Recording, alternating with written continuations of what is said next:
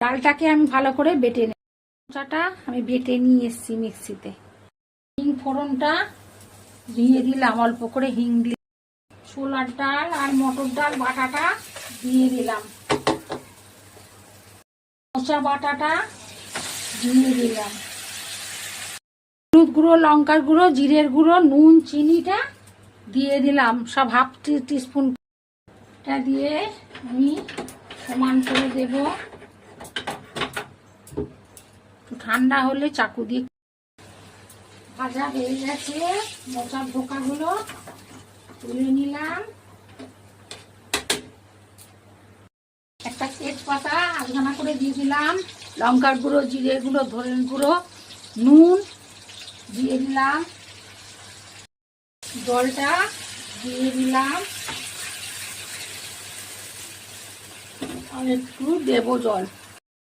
ভাজা ধোকাগুলো একটা একটা করে দিয়ে দিলাম।